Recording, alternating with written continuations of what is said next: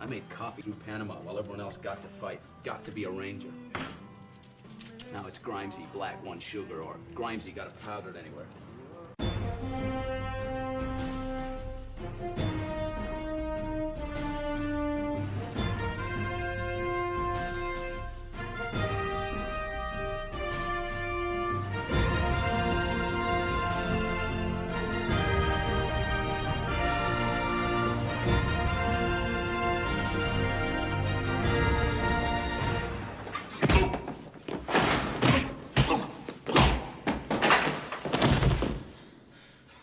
Just sit there and bleed a while before you taste some real pain. One of my favorite Clint Eastwood moments in a movie. Is that Heartbreak Ridge, right? Yeah, terrible film. It's a terrible film. It's so fucking dumb in so many ways, but god damn it, great Clint Eastwood moments in it. Some great lines in there. I'm just trying to have a conversation with you, for Christ's sake. He's talking to his wife, his ex-wife. Yeah. He starts reading women's magazines so he can better understand women. Yeah, the military. First, they went to the Army because the Army is actually who was at Heartbreak Ridge. And they're also the ones who rescued the students down there in Central America. And but the Army read the script and went, no, we're not going to work with you on this. It does not make the military look good. And so the Marine Corps was like, Clint Eastwood, hell yeah. Then he got 3/4 of the way through the film shooting it. And the Marines were like, you know what? We're out.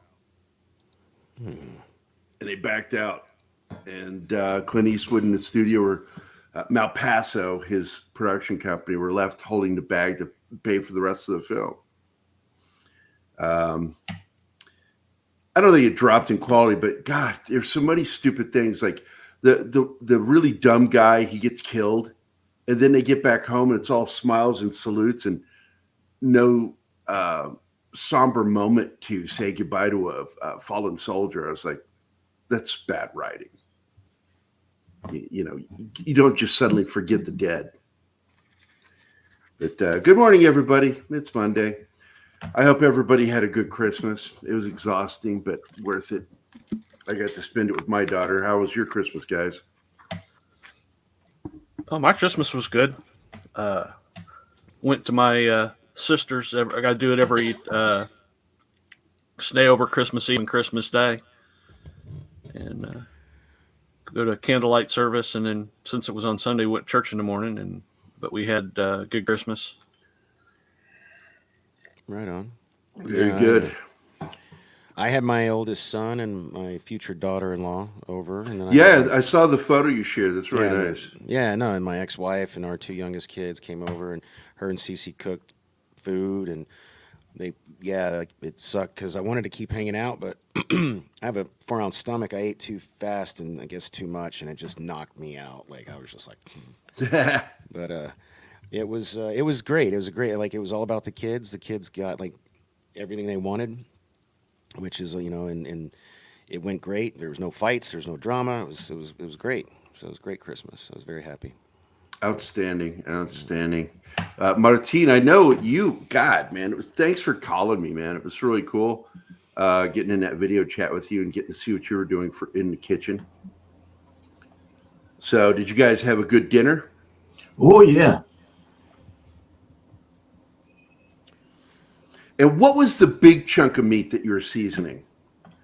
That's a cut of meat that I did not know until I came here to Mexico. I'm not sure if it's a Mexican cut or a Brazilian cut, but it's called picanha. Picanha. So it was like pork or something, because my girl is the same way. It's like it looked like a dinosaur chicken. Thought is what it looked like to me because of the color. It looked like a giant chicken thigh, like this big. Oh wow, yeah. Like when my girl goes to she calls it the Mexican market. I doubt that's the name. She'll come home with like all kinds of meats that I don't recognize, but it's always delicious. Yeah, phrasing. That's true. Sorry, it's always delicious when she makes it though. Uh, let's see. Anima, should I even bother asking you, honey? Because I know you're a grump and a grouch, Don't. bit Scroogey. Just don't. Okay. Um, Hey, Mikey, hello. Oh, Mexican Iron Man's here. Hi, Mikey. And yeah, I did, but like you must have got in late. I said that's what my Guatemalan fiance calls it, and I said I don't think that's the name of the place. But...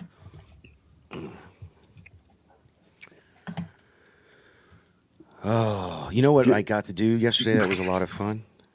what? I'm just reading what Oh, he just said. I'm curious. I Mexican Iron Man for Christmas. Go ahead. No, I was just going to say I got to watch. Violent Night has become my new favorite holiday movie. I've already watched it 5 times. Oh, I'm so sorry. I'm so I sorry. predicted that Danny would love that movie. The 5th time was yesterday. I watched it with everybody, like even Dorian. Lilith didn't want to watch it, so she was like drawing in the other room. But before we ate, while we were waiting, while the women were cooking, me and Maggie and Devin and Dorian watched Violent Night again, and they loved it too. It was great. I watched it yesterday. You did? Did you like it? Yeah. No, not one bit. Oh, you didn't? Oh man, I thought it was so No. good. I thought it was Fucking hate it, man. It was an amalgamation of 3 different movies. They didn't even hide it. They did it. They mentioned Home Alone, and they mentioned Die Hard because he pulls it out. He's like, It was Die Blu-ray." Hard. It was Die Hard, Fat Man, and Home Alone. All 3 Yeah. movies. Yeah, I it was on our prefer Thursday. I didn't like. See, that's funny. So we reviewed for our special Christmas episode Thursday. We did Fat Man and Violent Night, and I actually liked Violent Night a lot more than Fat Man, like a lot. Well, that's because it had a story. I know you hate it when there's a story. You just want that fucking action. Hey, man. I'm a popcorn guy. I'm sorry. Whatever. The action was Yeah. bad. I thought it was awesome, man. Like stabbing The dudes with candy humor was canes. bad. So, here's what I said on my review for it over on Twitter. I said, dumb and unoriginal, but still a fun movie, destined to become a minor Christmas classic. Die Hard meets Fat Man meets Home Alone.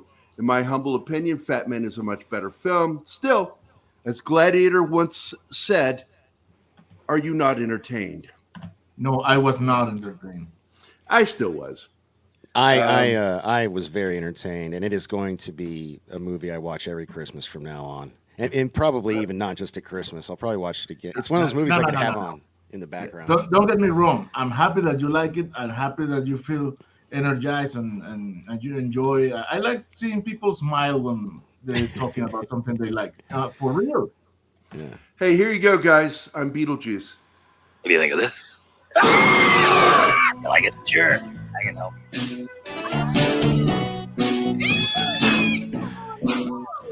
I almost did this one for me, but when I saw you did it already, I didn't want it.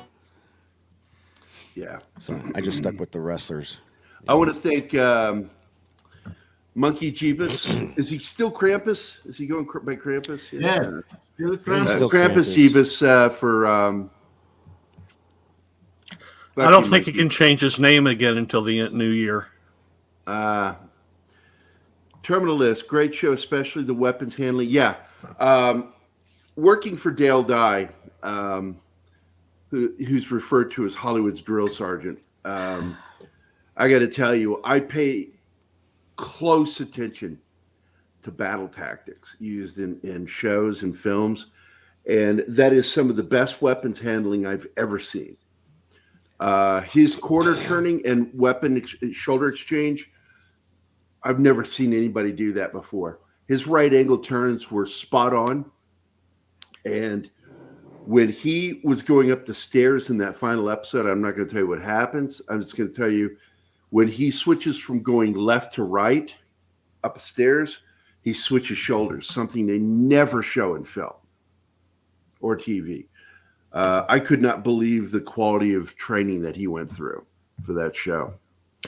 And he really does a fantastic job. He turns a perfect right angle when he turns that corner.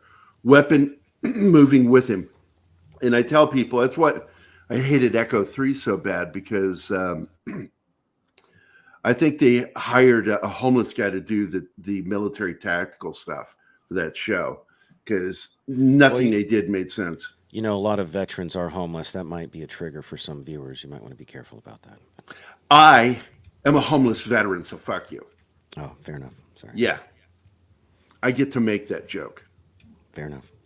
So I'm sorry. I live on the grace of a friend right now. So anyway,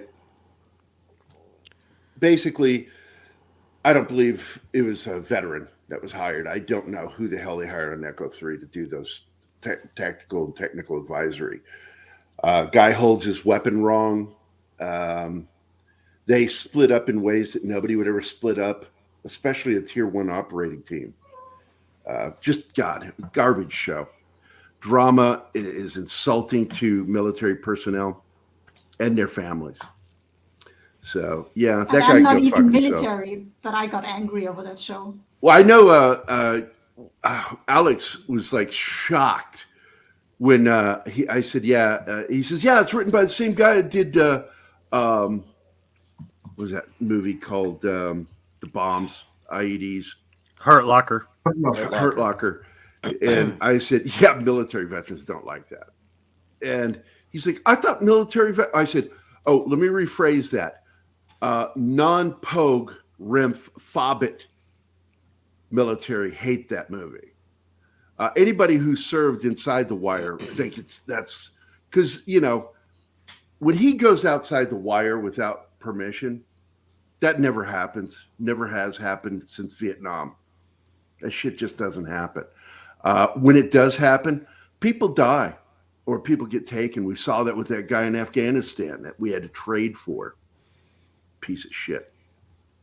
And you just don't go outside the wire without permission or without a team. Bad things always happen. And so when they have him decide to go off on a Rambo mission, it was just like, yeah, whatever.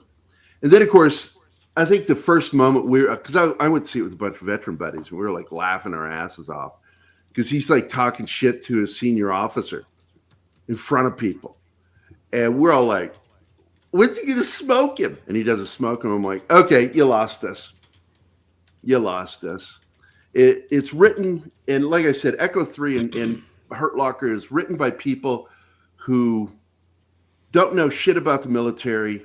And it's like a wet dream for them, you know, to write about somebody that thinks like them in the military. And it's like, no, you wouldn't survive because you're an individual.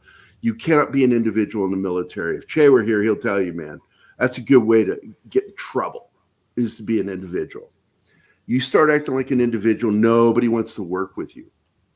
And you will find yourself so isolated you can't even do your job. You'll never be allowed to do your job. They won't let you. And that's why I hate that movie. I had problems with Saving Private Ryan. The only thing good in that movie was the scenes that Dale Dye directed, which were all the combat scenes. Everything else was ridiculous. First thing they teach you in the military and basic, never make a silhouette.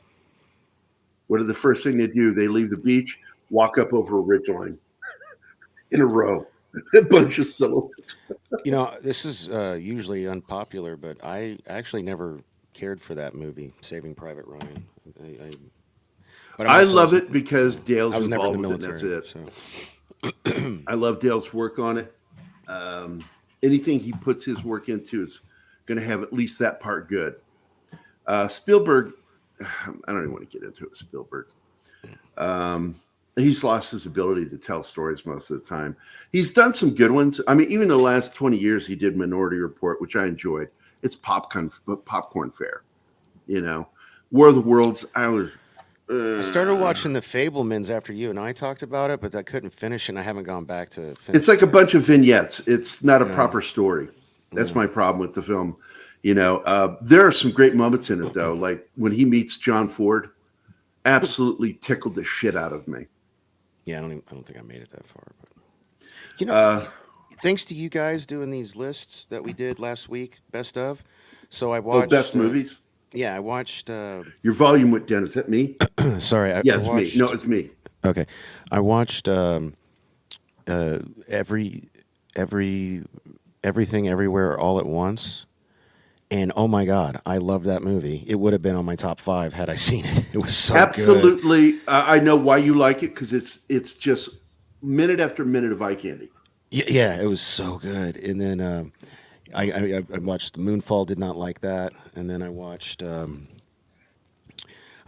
Ambulance and actually really enjoyed it, even though I don't normally like Michael Bay movies. So those were interesting. Oh, CC, I guarantee you they'll make a sequel. If they can do it cheap enough. And David Harbour's career, it got hurt by Hellboy. He needs it. He needs something.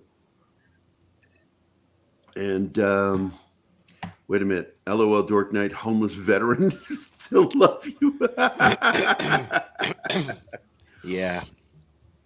I was a little tone deaf there, my bad. You watched it without me? Uh-oh. CC's mad at you. Oh, shit. I did. Yeah. You know what's funny about Ambulance is I didn't want to watch it because I don't like Michael Bay. And she's watching. I'm over here working, and she's watching it.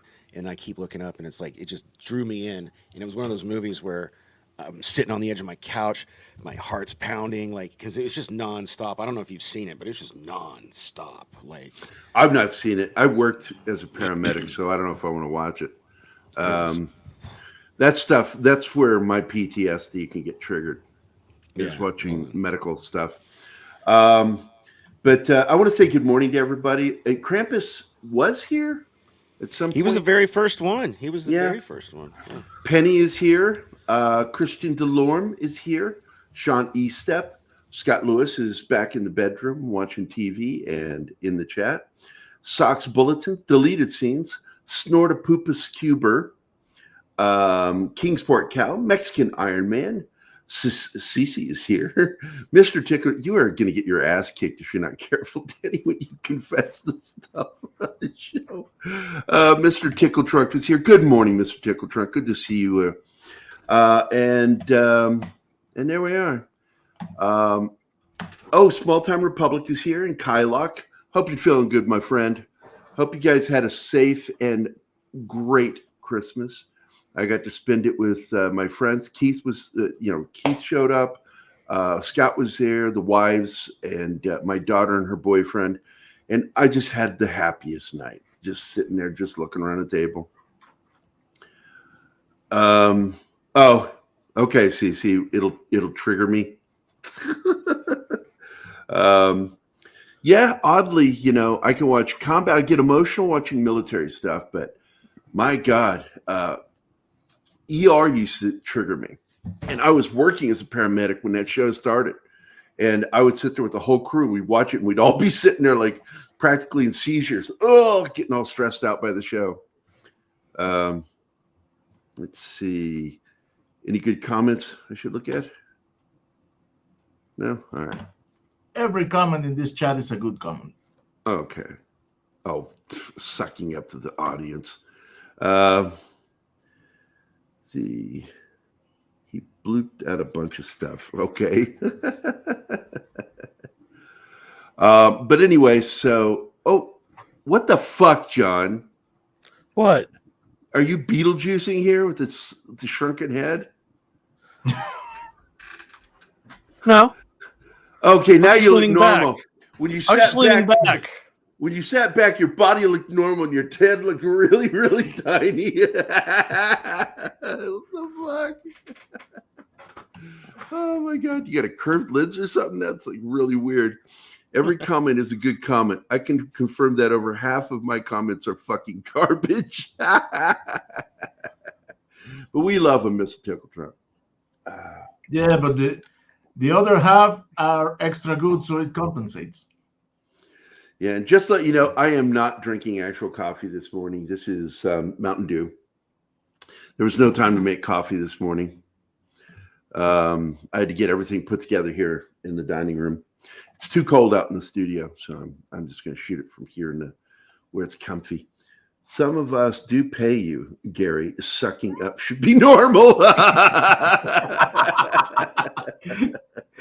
I'm not saying that is the reason, but I'm not saying that is not the reason.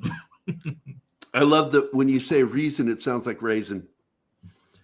I like raisins in my oatmeal. Let's see. All right. So I guess we can get into the show now. We're hitting the 20-minute mark. And at least 10 people are here. That's nice. I'm surprised anybody's here. It's post-Christmas. So but I just did something really cool that we can do, Martin. I switched from the Dangerous Military Nerds thing over to the other, and there was no visual change because I had everything set up in advance. Yeah, Yay. because I set it up. Worst Christmas thing ever. Look at that. He did such a good job, but it blocks video. You're blocking Anima. Yeah. Well, she's not even here. I don't know if she's even listening. Of course I am here. Oh, okay. She's always watching. Well, we don't know. I don't know. It's like dead silent. So we're going She's to silently judging you. That's normal. Shut up, John. I'm not. Suffice to say, Terminalist has some of the best military action I've seen in a show, possibly even film. I had an issue though with the opening because it was it was so dark. It was really hard to see who is who and what's going on. I mean, shit obviously hit the fan, and but it was difficult to follow that. What I have to say to that is, welcome to the military. Everybody's dressed exactly the same. I remember somebody complained about. Josh Becker was complaining. Josh was complaining about that. What I hate is, when you have a movie and they're all dressed the same. And I'm like, well, that's the military. No, it's not that. There were differences, subtle, but it's hard to see with that shitty lighting. The lighting was dark. Yeah, I had to turn up the brightness when I watched it. Yeah, you need to watch that not on video game mode. You have to increase your contrast a little bit so it's a little brighter. And because a lot is going on down there. Now, I had no trouble seeing it because I have game settings. I have everything preset on my computer for movies, TV, and video games. And there's a lot going on in that scene. And it's meant to be a little confusing because we are going to be judging the main character. And what is happening? Is it really happening? Because what they're saying is he suffers from TBI, PTSD. And in first episode, his entire team gets wiped out in what looks like an ambush. He sees the ranger that they had on the team or was rescuing. I can't remember what happened with him. But he wasn't a ranger. He was like one of the local troops. Is that what it was? All I know is he panics and turns to run and sets off a series of explosions by hitting a tripwire. And when they get back after the incident, they do, after incident report. First, your initial report is your situation report. You give that as things are happening to always keep intel fresh. And then when you get back to your FOB or command center, or for him, back to, I think, Annapolis. Oh, no, not Annapolis. Where the fuck were they? They're in Coronado. Coronado. They're in Coronado. Gives the report, the after action report, and they start playing shit back to him differently than what he remembers it. And he's like saying, no, it was this guy that did that. He goes, no, it says one of your guys. We can hear, and he's like, so someone's altered that, and immediately this is where you begin to ask, is this main character an unreliable narrator? Right. It's where they start planting the seeds for that. Yeah. And you begin to question. I think the guy that wrote it is just amazing. Hold on. Let me get this. Well, hell, it was directed by the guy that did those Denzel Washington movies. The Enforcer or Equalizer. Equalizer. Yeah. He did that. Yeah. David DiGilio is a former Navy SEAL. active duty Navy SEAL, wrote the books, The Terminal List. It's a series of books, and they've got enough material to get several seasons out of he's a former the show SEAL. already. He's a producer on the show. Producer, showrunner of the show. And then and he oversees the tactical stuff too, along with the other advisor. And do you know, did Fuqua direct all the episodes or just the pilot? all I know is Training Day? No, he didn't direct all of them. Okay. Because I wanted to point out Terminalist episodes, because the final episode was directed by that non-woke trans director. That's an oxymoron. Absolutely loves making action military stuff. And I can't remember their name. Episode 8. I got to go to IMDb. Or Rotten Tomatoes, maybe it'll have the name. But the director of that is an action film director who transitioned male to female back in 2013. Sylvain White. Is that it? Says. That's what it says on IMDb. Let me go check. Yeah. Is it a woman when you see it? It just showed. No, this is a dude. It's clearly a dude. Yeah. All right, Not a trans IMDb terminal list. Anybody that wants to talk can take over for a second while I do this research. So Deleted scene director- posted MJ Barrett. That's it, MJ Barrett. MJ Barrett. Okay. MJ Barrett. Thank you, MJ deleted Barrett. scenes. And MJ Barrett is one of the most non-woke people in Hollywood, and absolutely is trans. Doesn't get stupid about it. Making people do things against their will. Trying to. MJ Barrett is a hell of a fucking director. And if you've never seen their work, I'll hold on a second. Let me go find them real quick on IMDb. Really good quality stuff. And MJ Barrett, where are you? Yeah, so it wasn't the final one. It was the next to last one, I guess. So No, episodes. I'm trying to look now. Wasn't Oh, where the fuck is the name? Gates? Oh shit. Well, I'm looking for MJ Barrett on IMDb, and it doesn't show up. Okay, what in the heck is going on? Because this is different than what I remember seeing.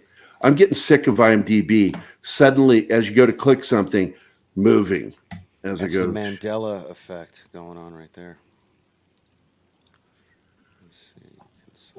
Okay, can we have a MJ Bassett, and they Bassett. and they directed episode 3. That was it. Yeah, There it is. Asset. Bassett. Directed Solomon Kane. Yep. Directed And- Ash versus the Evil Dead. Directed the series Strike Back, which was really good at the beginning. Yeah. And then they got woke in the last few seasons, and it flopped. Directed on Power, quite a few episodes. Very good director, and a lot of cool action scenes, and did a great job on this. Terminal List episode 1 starts with the insanity of that one operation where things go south, loses his entire team. He's the only survivor, refuses to leave until they get everybody out, and they're like, that's everybody. You're it. And so they leave. He does his after action report. As I said, I thought they had 2 survivors. Yeah, because Boozer came back first on the flight with him. That's right. Yeah. But then he commits suicide. The other person's not a survivor. does That's his he? buddy that didn't go. Commits Well, that's the question. suicide. Was he really there? Did he? Yeah. Well, he which was there, but he wasn't where he was because he came back on the flight with the bodies. Right. So he so wasn't they're in the saying bar he with didn't- him. there's a scene. It's really Yeah. confusing what they're trying to say happened and didn't happen, because he even questioned seeing him on the plane. at the bar because the reporter, he asked the reporter a specific question, and the reporter never answered him. He said, "Did you see somebody with me in the bar? Was I alone?" That bar scene was totally in his head, don't you think? I mean, it's still kind of up in the air, but That's where they're Yeah. setting it. You know, you don't know. You don't know what's going on with him because they show you both angles, one with him there and one with him not there. You know, and Hey, Krampus is back. there's Krampus. So basically, you know, we, the audience, are being given this information specifically because we're being told, be careful trusting him. Because even though he's a good guy, he might be fucked in the head. And this is where, you know, you get a lot of cool stuff happening because, you know, with him questioning his own mind, arguing with his senior officers, you know, and they're telling him to stand down and take a break, you know. And I like that they got that one dude to play his commanding officer. And because he almost always plays an asshole. He was the CIA agent who's kind of a dope in Steven Seagal's Navy movie. Under Siege. Under Siege. You know, he's kind of a dipshit and very good actor though. But he always looks like he's going to either be a bad guy or an asshole, one or the other. And he's good at playing both. He's a good actor. So we've got him questioning everything. He's meeting with his wife and daughter, and there are concerns. You can see it, you know, with his mind. I can't recall what happens, but something triggers him when he's with his wife and daughter. He's really paranoid. Yeah, his paranoia is like at its top. And everything just triggers him. And so once again, they're establishing very quickly in the story that he is an unreliable narrator. And anything that occurs with him, you have to question. And he's having these splitting headaches that keep popping in. And they're saying that it might be from the PTSD or the TBI.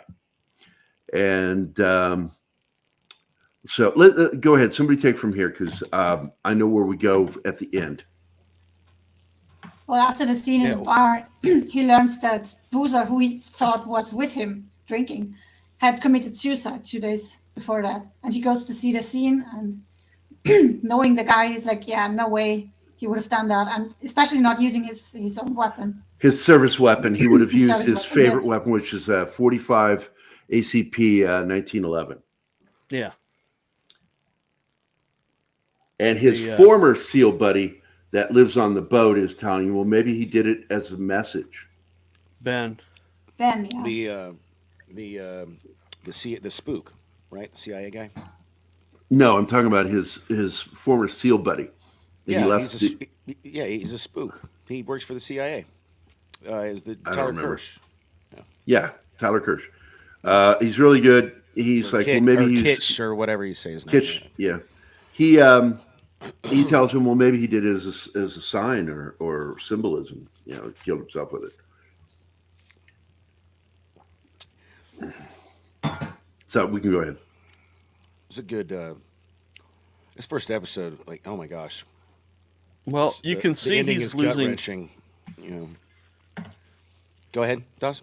You can see he's losing time because before he goes into the clinic, that first night when he's home, he compliments his daughter on a picture, and it's the one that she did before he left, and you know that's when you start to realize that you know his memory's not what it should be. Maybe he was confusing the memory of his buddy at the bar with the time before they were deployed. You know? Well, I think that was hallucination because he was in shock from that whole thing. Because you see, there's a scene towards the end of it where they show him sitting at the bar, but because instead of, you know, where he's got a second cut, instead of Boozer, they show an empty chair with a full glass beside With him, a like full he's been glass pouring sitting one next to out him, like he for was- a friend. yeah. And Well, in a that's just military part of bar, the they whole- wouldn't think anything about it because that's typical Having a drink reaction. for a friend, Yep. dead friend. So yeah, there's things in there that are meant to make him show that he's questioning his own memory, and he, of course, he goes to the funeral, and you see him one after another funeral. All the 12 funerals, yeah. Yeah, pounding in all the different emblems. What? you Yeah. know. What are they like when he was doing? That's that the in seal. 62? When a That's the seal seals. dies, it's a tradition. When the seal dies, they take off their shield, their trident, and hammer it into the casket. Yep. Wow. And so it's really tough to watch. And then the Especially the last one, Boozers, when nobody's there. nobody Just Reese and shows his up. wife. Yeah. So, but the politician is there. She's a Secretary of Defense, I think. Yeah, Is that what she's she a was? sec dev. Yeah, and she wants to talk to him. She goes, "We'll find out what's happened here," and listens to him. And clearly, I think that she's a sympathetic character to his plight. But But because she she's wants the political. case closed. Because like she's political, fast. she has motivation. And I find that troubling about her, because political creatures are not good for military creatures. It's like Teddy Roosevelt always said, speak softly but carry a big stick. And what he was referring to is the U.S. Marine Corps, actually, not just the military. It's not with the Marine Corps. That was his big stick. I will send the Marines to do shit to you. And he did it. He did it. And if you ever watch the movie Wind in the Lion, which is loosely based off of a true incident, he sent the Marines a single detachment, to take a palace. It killed a bunch of their guards and takes the sheikh hostage or prisoner. And it has one of the best lines in it I've ever heard about Teddy Roosevelt. He says, "You, sir, are a prisoner of the United States Marine Corps." He says, "Your president is a son of a bitch." And the Marine captain goes, "That he is, sir. That he is." If you've never seen Wind in the Lion, that's John Milius at his best outside of Conan. Milius is one of my favorite directors of all time. Loves the military. But so we meet this politician, and I will tell you that it's no accident we met this character. Why is she at that funeral? Because somehow, somewhere, she's connected. And this is it. The whole thing about this show is you've got to connect the dots. I'm not a big fan of connecting the dots, but you're being thrown a lot of dots in the very first episode. And a shotgun of dots. Yep, shotgun of dots. And he has to figure out, am I insane? Or are these people really involved in a conspiracy to murder my team? And am I and my family in danger? And that's really episode 1, is you've got to figure out, and still by the end of episode 1, you're still not totally sure, despite things that you're seeing, because you have to become aware that what you're seeing might not be what you're seeing. And But he is pretty sure that Kahani is after him and his team, and he got his and that's team. just it. He So believes he left they're him and ambushed. his family. He believes that they're ambushed, that it was set up by this one contact, just like in the show SEAL Team. We believe this one person set this whole thing up, and I believe that my family and the rest of the team are in danger. Well, there's no one left but him and his family. Well, he's got his buddy. That's the point. And so Mrs. Podakaris, what is it? I don't know what that is. I don't know. Nobody knows. Is that from Wind in the Wind in the Lion? Yeah. I love that movie. Sean Connery is an Arab sheikh. My name is Fashuli, whatever. It's like, Mr. Connery, you did such a tremendous job as that Arab sheikh, but you still sound Scottish. Of course I do, you shilly git. I was wearing a turban. That made me an Arab. Fazuli. Well, if John Wayne can play Genghis Khan, Oh, he then could Sean not. That Connery was a can play an terrible Arab. movie. Terrible, terrible movie. I hate that movie. And it cost people their fucking lives because they're exposed to radioactive sand and dust. They breathe Jean-Claude it into their Van lungs. Damme played Guile in Street Fighter. Yeah, it's pretty bad. You know, come on. It's like, So by the end of the episode, he's having these headaches, and it's decided he should go get a CAT scan. MRI, but yeah. MRI, yeah. And for those of you curious, that's a magnetic resonance imaging to get that done of his brain to find out what's going on with him. And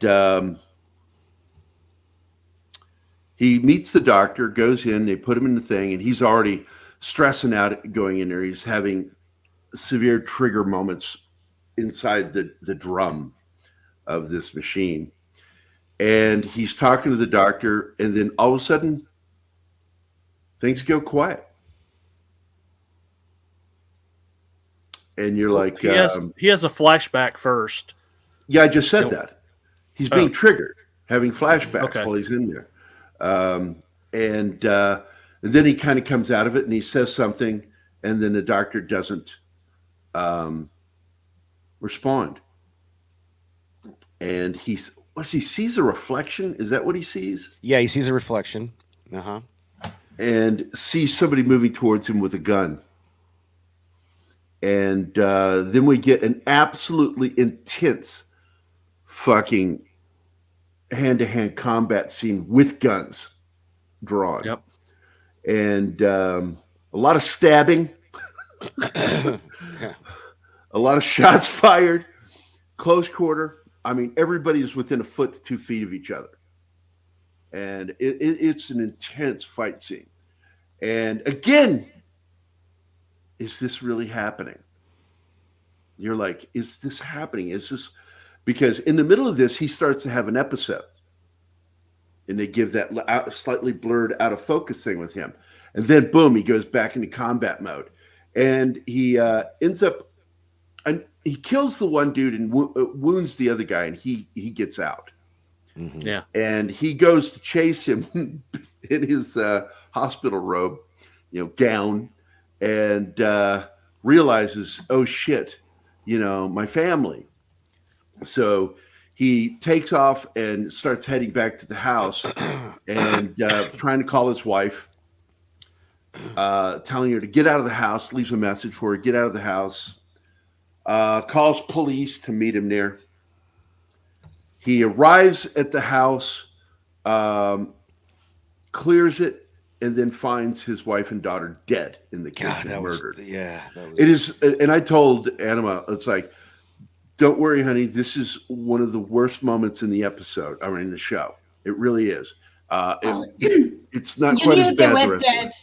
You knew that there was no chance they were still alive when he discovers in the hospital that it's his gun that he locked in his gun safe. Yeah. So Yeah. it was Oh, yeah. I obvious forgot those about two that. were When he's dead. in the hospital, he turns and looks at it and sees it's his service pistol, which he locked, which has a biometric system. Yep. His fingerprint. So, again, asking the question: is he doing this? I mean, there was a lot up at the end of this episode. I mean, I found myself asking. I mean, I've seen all the episodes, but to not talk about them. But You're the still end of this wondering when he's laying there or kneeling did he there kill his wife screaming, and kid? Did he kill them? Yeah, in a psychotic episode, Yeah, it gets intense when he starts questioning himself. and it's sort of what they slowly build towards through the whole episode, and they're doing it on purpose. They're intentionally gaslighting him. Yeah. If you were to believe what's going on, there is a cabal within the military and intelligence and government who are working in tandem to gaslight one motherfucking dude. And it's like, that's a lot to expect of an audience. Yeah. If you're going to be realistic, how do we move forward with this? And I'm going to tell you, this guy did it really well. I like this story from beginning to end. And what's really happening when you find out what's going on with his brain is one of the biggest shockers of the show. And I'm not going to get into it because we can save that for another day.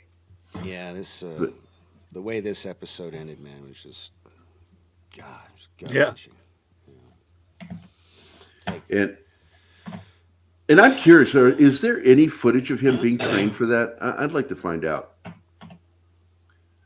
Well, he also did Tomorrow War. Which was first, this or Tomorrow War? Because Keith was the one that actually turned me on to that movie. Yeah, dumb as hell, but fun. I really enjoyed that movie. It's like just even the basic premise was just like, wait a minute, they're only going for people. What? This is dumb. This is dumb, but I loved it. Oh my God.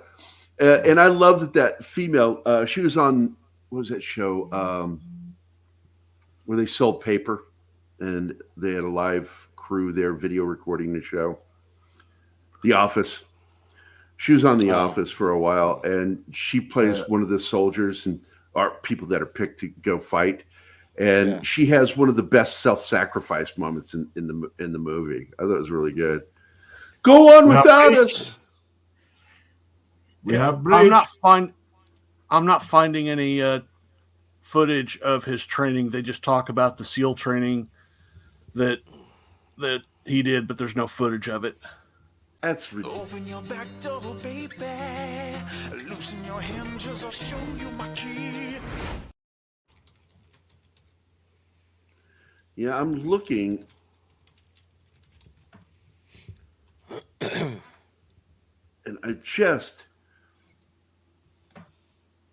don't want to show that scene. That's too far into it.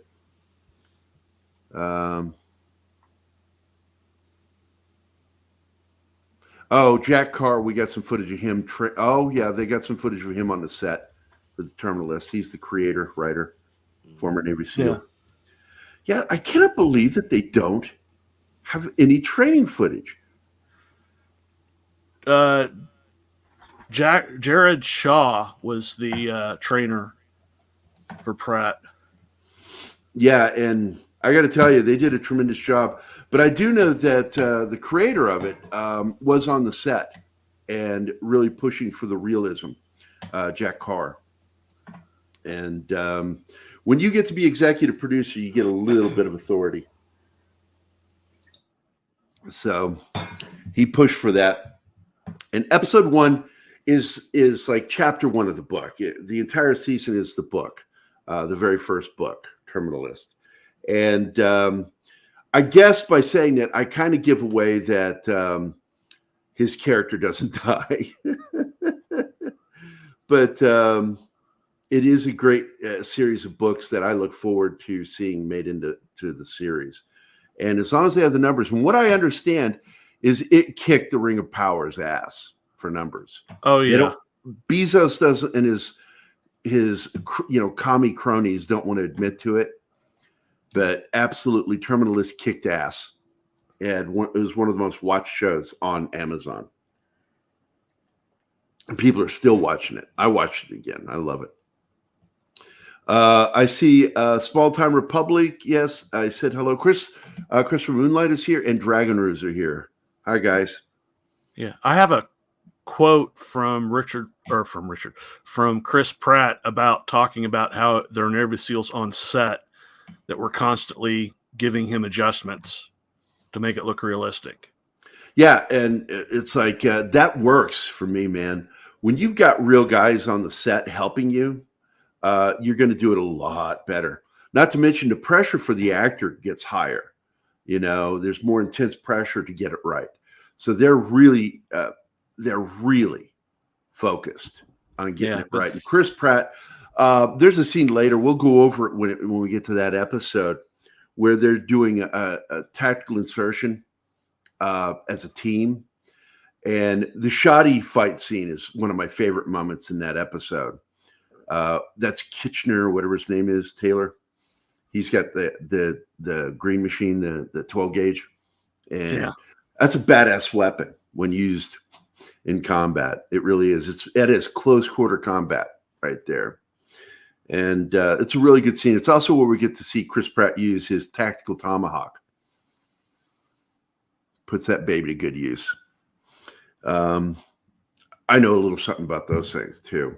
In fact, in Vindicated, the first kill on the building that when he takes out one of the bad guys is the guy happens to look up when he's descending from the helicopter jump and on top of this skyscraper, and the security guy looks up and he knew he was going to look up and he just fucking nails him right in the forehead with a tomahawk because he wanted a quiet death. He didn't want to shoot him.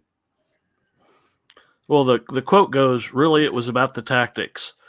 Pratt continues, when it came to tactical movement, that's stuff you really can't fake, and that's where the homogeny lives among these men. Because you've got tall SEALs, short SEAls, fat, thin, buff, tatted, clean cut, but tactically an operator can spot an operator when they're carrying a weapon system and how they transition from one gun to another or hold their weapons or go around a corner. So that was all the stuff that was intense training to get us up to par as much as we could be. And they were always there to say, no, we need you to do that again for this reason, or your thumb was a little high on that, or make sure you pull that gun into your shoulder, or whatever it is. So we had them giving that sniff test, so we made sure we passed the bar. That's good. That's nice. I like that. Just a fantastic show.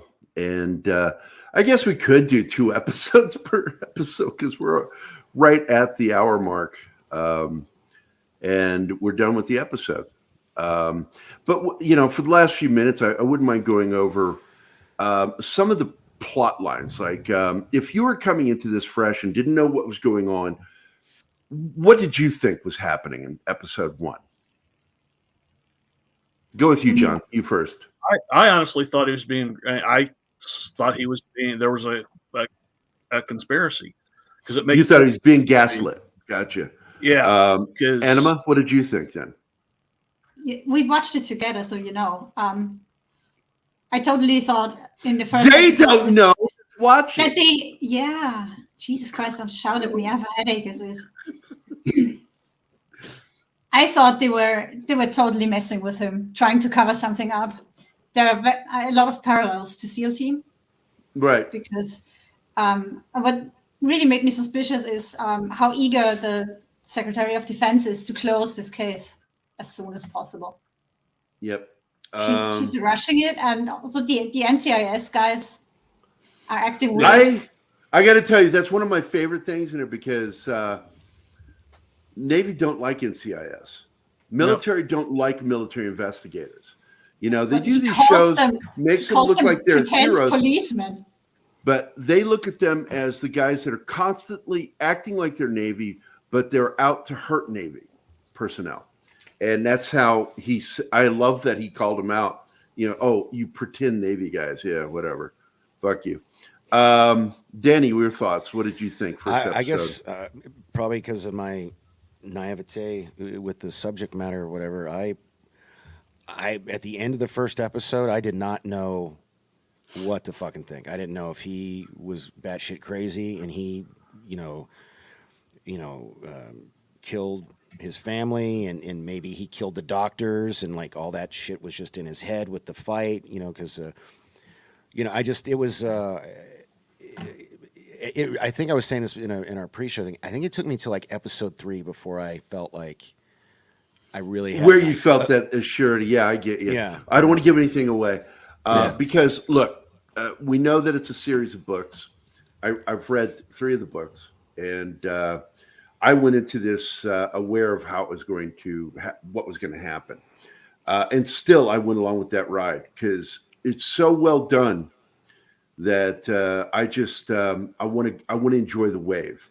It's like, yeah, I know where that wave is going to crest and when it's going to crash, but I still want to ride it, and I thoroughly enjoy it. I hate NCIS personnel.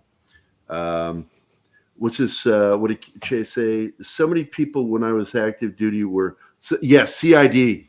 Absolutely. I caught a guy Che, when I was on temporary duty, and he fucking had a counterintelligence symbol on his fucking lighter.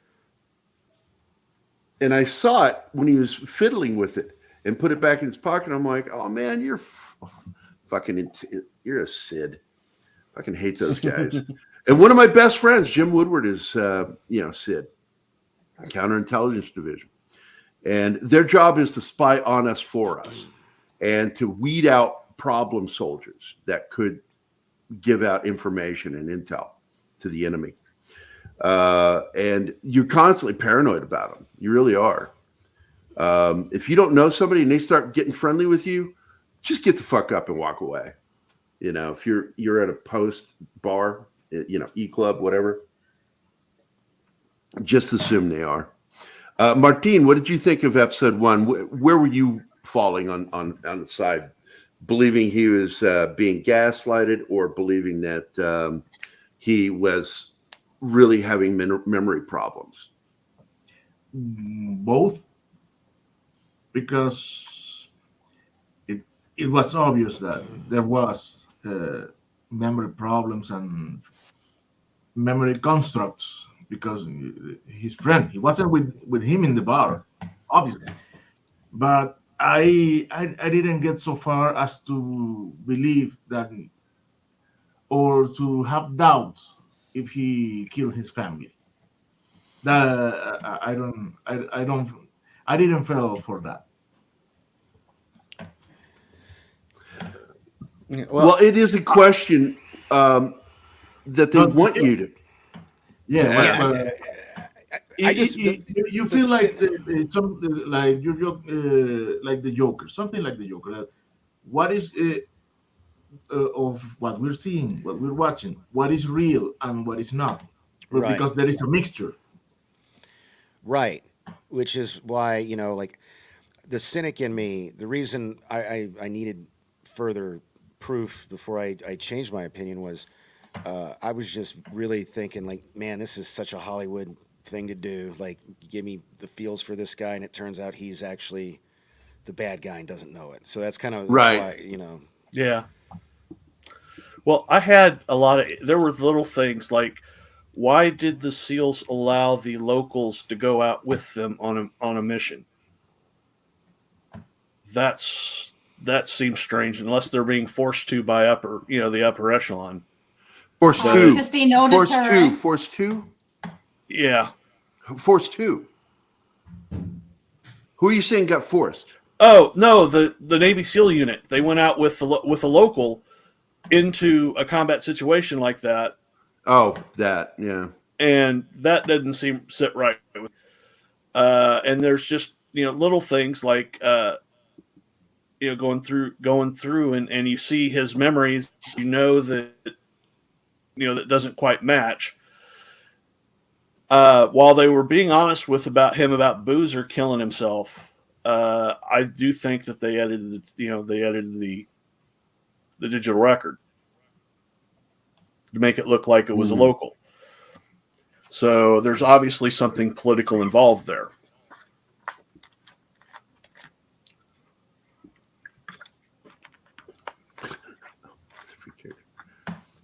Yeah, agreed. It's like, that's not who populates JAG. No. Look, Belisarius is a hell of a creator, created Magnum PI. All he wanted to do is create shows that supported and were about military personnel.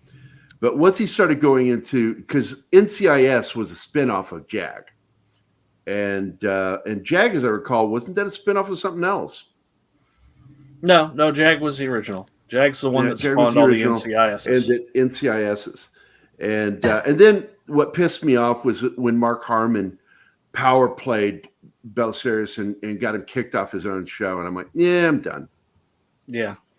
Done. That's the what, Judge Advocate General? Wasn't that like on USA or something? Yeah. Like that? No, it's CBS. CBS. Oh, CBS, yeah. Jag is Judge Advocate General. We all never are made watched that aware of show. JAG. Basically, when we're given our you know, the laws that we have to live by as soldiers, you're basically told the 10th one is anything not covered in the first 9 is covered in the 10th, so you're fucked. And I'm like, yeah, this JAG sounds awesome. Sounds like just, are you a JAG officer? Are you a JAG off? Yeah. Yep, there you go. Don't be a JAG off. That's right, Krampus. Not fans of JAG. Not a fan of JAG. A lot of soldiers get railroaded by JAG, and not a big fan of that shit. I mean, we've seen movies talking about how JAG works, and it still hasn't changed. The Australian film Breaker Morant talks about that order that was given for them to wipe these people out, and they do it. That company wipes them out, and then their version of JAG treats it as a war crime and takes all the officers involved in this mission and convicts them, have a drumhead trial, convicts them, and then executes them at the end of the movie. And it's based on a true incident. And it's argued what he actually said, but people that were there said that the senior officer, as he's sitting in that chair waiting to be shot with his fellow officers, says, straight shoot, lads. Don't make a bloody mess of it. Last line before he died. Great fucking movie. If you've never seen Breaker Morant and love military movies, watch that movie. And you'll see JAG gone wrong. And it's one of the problems in the military is so many people get drumhead trials because the U.S. military can pretty much do you your property. You're not even a person, really. You're property. You're property of the Department of Defense, and they can do with you as they please. Yes, you're allowed to countermand an order. You're allowed to not follow an order as long as you consider it morally questionable or dangerous to your life or other people's lives unnecessarily. But boy, you're going to face the music if you don't follow that order. And if you follow the order and do something and survive, you'll also have to probably face justice. Again, you're kind of damned if you do, damned if you don't in the military. You got to be careful. That's why when they went after that one Navy SEAL a few years back, I'm sure everybody remembered that. And thank God that guy was forgiven for what happened and let go. Because that was NCIS gone crazy. They were out to destroy that man because they hated him. They were populated. NCIS is populated with a bunch of fucking woke assholes. And the Navy SEALs have new teams made up of these woke assholes. And it was 2 of those woke assholes that didn't like the way he did things and reported him for conduct unbecoming, assault, and several other things, murder. And he went on trial. NCIS absolutely railroaded that dude. It was an absolute kangaroo court. I didn't know that, Snort. I didn't either. I always thought it was CBS. Yeah, I did too. Yeah, UCMJ, man. Uniform Code of Military Justice is like the furthest thing from it. It's like I said, man, you're told that 10th rule, and that 10th one says, man, whatever we didn't cover in the first 9 is covered by the 10th. You are fucked if you get in trouble in the military. I remember my brother Michael got injured. He was an MP, military prick like Joe. And he was playing basketball and broke his ankle off duty. He got Article 15 and court-martialed for it, damaging military property. Wow. They don't fuck around. Lost the stripe over that. Well, at least he wasn't drummed out of the military. No. He got to stay in. He got his retirement. But, problem in the military is you get a lot of guys that, they're called buddy fuckers, blue falcons. These guys, you get in trouble, man, they might not be there for you. And they all sound like this guy. I know nothing. Nothing. Sergeant Schultz. But anyway, we're in our second hour. I don't know. What do you guys want to talk about? We can talk about episode 2, or we can just move on. Talk about some other shit. Goof around. Well, I haven't rewatched episode 2 yet. I mean, I vaguely remember what happened because I watched Terminal List a while back. We'll save it for next week then.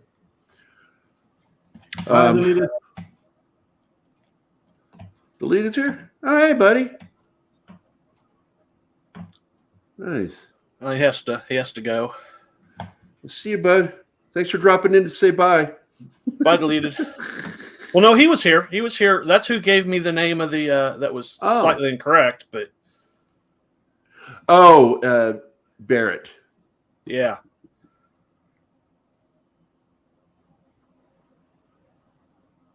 But well, because you sign your life away. This is a volunteer thing, They had slavery technically when they had the draft. It's military slavery. I do believe that service should be mandatory, but it doesn't have to be military. But you should serve 2 years in some function for your country. Give something back to the country that gave you freedom and liberty. Well, freedom with restraint. Well, if we're going to do that, let's bring back the Civilian Conservation Corps. I don't know what that is. Oh, back during the Depression, in order to get people working, that's what a lot of these public works were done, like bridges and dams and highways were built with people in the that joined the Civilian Conservation Corps.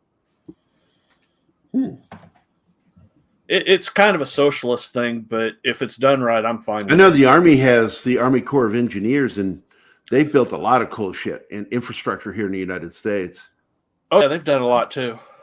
And yes, by the way, if someone wants to charge you with something, it can be found in the UCMJ. Absolutely. Conduct unbecoming, like said right here, absolutely is a catch-all.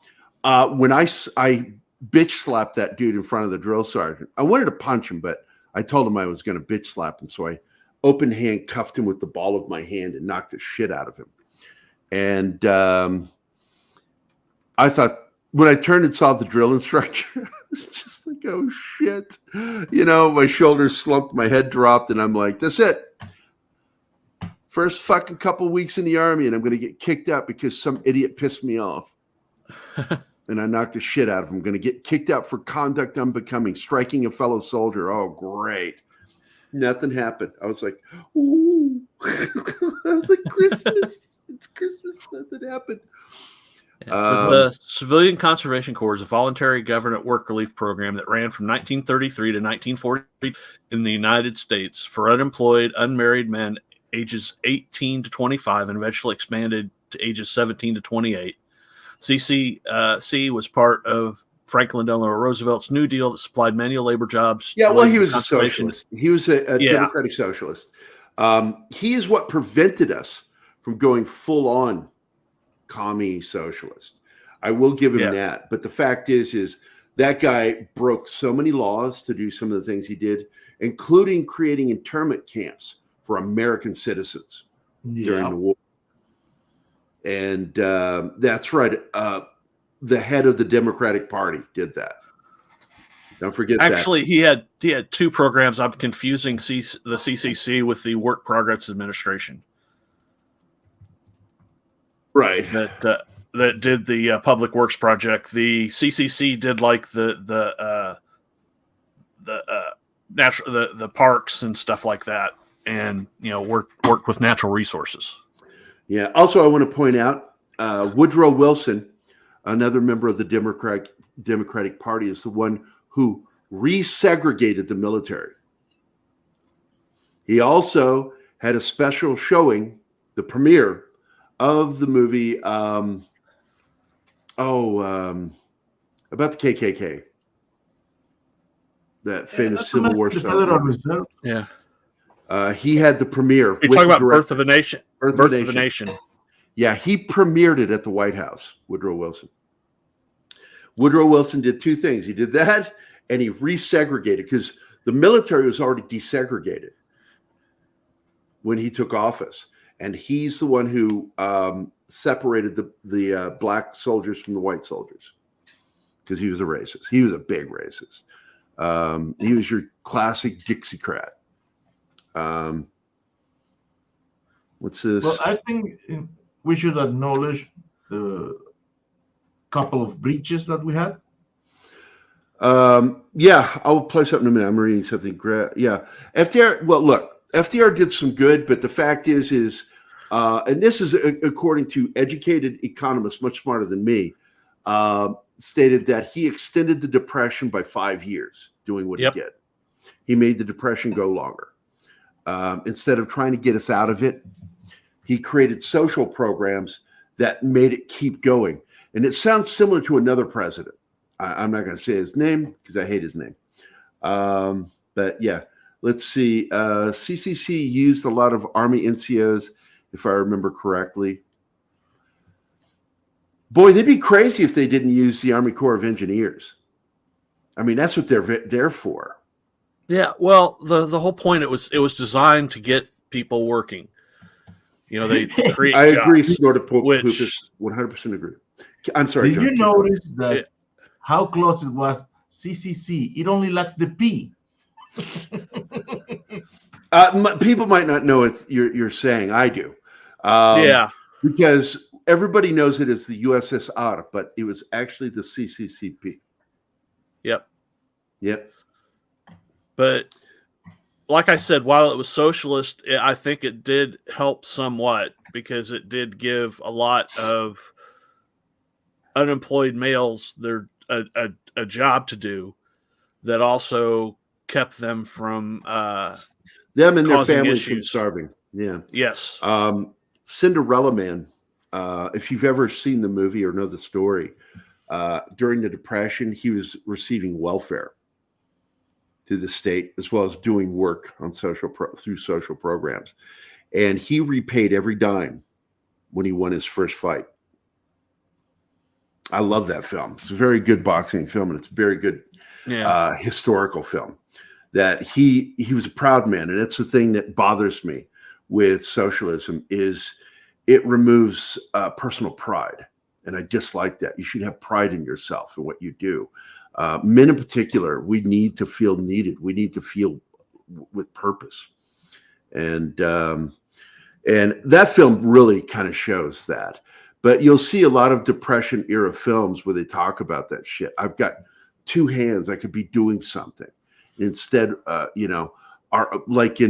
just watched last night one of my favorite films of all time with George C. Scott, A Christmas Carol. And the scene in the tunnel where he gets to observe this family. And the father's like, I'd rather die than go to a workhouse or prison. It's like, and the wife is like, we would all go with you. It's like, basically, they're saying they would commit suicide before going to one of those places. And because he's like standing there, because I can do work with these hands. I'm good at work. I just can't find any, And so Scrooge is confronted with the reality of what he said earlier. He says, "You want more money from me? Aren't the workhouses and prisons in place? Doesn't my tax dollars go to that?" And he says, "But many people would rather die than go there." And he goes, "Then let them decrease the population." And I'm like, "Oh, that's going to come back to haunt you." If you read the book, you know that. So I heard you guys talking a little bit earlier about Woodrow Wilson and the segregation thing. That's like, I've never been a Woodrow Wilson fan because of the Federal Reserve. So he he was an asshole. Look, he was absolutely an asshole. He could have fought the French and English and been part of the Treaty of Versailles. He was a fucking pussy. I mean, he had to be pushed into World War I. Yeah. And we needed to be in that war. We were losing people helping support the war against Germany. And, I missed that. What did he? Oh, Cameron Vale. Hi, everybody. What's up? Good to see you, man. Hey, Joe. Hey, Joe, you missed it. I was talking shit about military police.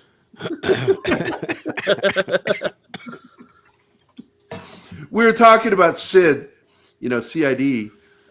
Che was talking about him, and I brought it up, and then I said, let's not forget those military pricks.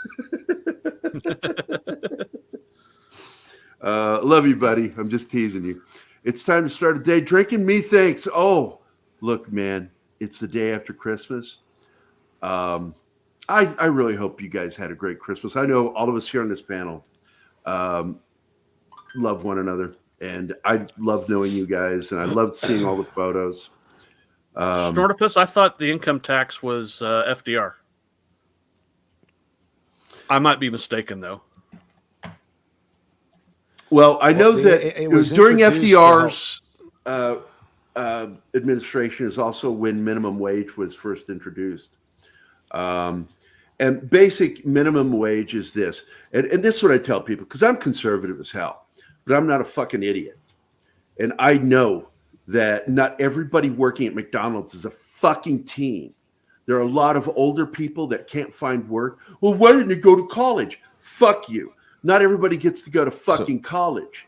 I understand that there are some people out there with lower educations, lower IQs that don't get the education. So therefore, these kinds of jobs are necessary. So they should be able to afford to fucking survive on that job, not have to work two jobs. When you make a mother or a father work two fucking jobs to get by, there's a problem with society. And minimum wage, and I want to remind people this, and I'm conservative, so fuck you if you don't like what I'm saying here. Minimum wage is the barest, least amount you can pay somebody and get away with it. That's not the fucking benchmark. You should pay what you can fucking afford. And there was a gentleman named Westinghouse who is probably one of the greatest entrepreneurs in this country's history. In fact, you're lucky in any country to have electricity in your house where something wasn't made or originated by Westinghouse. Not General Electric, Westinghouse. Westinghouse had more patents than General Electric ever dreamt of having. Westinghouse. He was an amazing man. And here's what he did. He had one of the biggest factories in the country. He had people working for him in the labs as well as in manufacturing. And he had electricians, engineers, and manufacturing staff. On top of that, he found that production was low if people had health problems. So what did he do? There was no such thing as medical insurance. He hired medical staff to staff the company and take care of his people. He paid them a very good wage on top of that. So nobody went hungry. If they had a housing problem, he housed them because it was more important to take care of your employees. And this is how he faced it. He says, take care of my employees first, take care of my investors second, and take care of myself third. That is exactly how it did it. And it's the exact fucking opposite of what every major corporation does today. Yeah. And I wanted to follow up because the income tax was actually introduced before the Federal Reserve by the same president. No, yeah, and Snortopus is, the current federal income tax was established in 1913. Yeah, which was a year into Woodrow Wilson's first term. Well, it started before that. It started back in the in a case that the Congress passed it in 1909. So this was something in the works before Wilson, but it got ratified under Wilson. Wilson. Yeah, you're right. And the interesting thing is, if you actually pay attention to what was going on economically with our federal government at that time, you can watch the buildup to the Depression. The government is almost single-handedly responsible for the Great Depression by doing some of the shit they did. And then we created a government animal called Franklin Delano Roosevelt, who was absolutely a criminal for breaking constitutional law during office. And Harry Truman knew the truth about him. And Harry Truman is the reason why we got 8 years for presidents. Term limits. And they need to have term limits in every fucking office. Yeah, because it was in the 1950s when you saw the advent of political careers. You heard it the first time in the 1950s. These guys that's their fucking job need to be fired and told to go find another fucking job. Do not allow that. You are nothing more than a glorified civil servant. That's all a politician is. A glorified civil servant. You shouldn't be paid more than any other civil servant. Maybe you get some security. Yeah. But past that, you should be paid the same as any other civil servant. And no fucking retirement packages for politicians. Just think about that. Here's the thing that pissed me off in the military. Che, I know you remember this shit. Let me get this straight. I get paid via tax dollars, but I also get taxed on what I get paid as a federal employee of the U.S. military. Explain that to me. Well, and the thing is, you get a full benefit if you get a full retirement benefits, even if you just serve 2 years in House of Representatives. It's shameful. It's shameful the way our politics work. Politicians are awful. And that there's none of them working to fix this system shows how corrupt the system is. If you don't think it's corrupt, why hasn't it repaired itself? It's very simple. Yep. It's that corrupt. So I'm not a big fan of politicians. I don't like liberals. I don't like Democrats. I don't like conservatives or Republicans that are serving 90% of the time. I think there's only about 10% that are worth a shit. So you're starting to get why I'm an anarcho-capitalist. Hi, Don. Don's here. So, yeah, we're an hour and 22 minutes in, and we've gone politics. Look at us. Look at us. This is what happens with friends, though. When you're hanging out with friends, inevitably it's going to go to either stories or politics or religion. And I don't like talking religion at all. Or stories about politics. Or religion. Yeah. But I don't know. We are living in a scary time right now. We're facing down the barrel of a double-barreled shotgun with certain political interests in the world that want global politics. They want one global government, and they scare the shit out of me. New world order. Well, it's like the only thing I find scarier than that is when one of my Baptist Christian friends says, "This is a Christian country."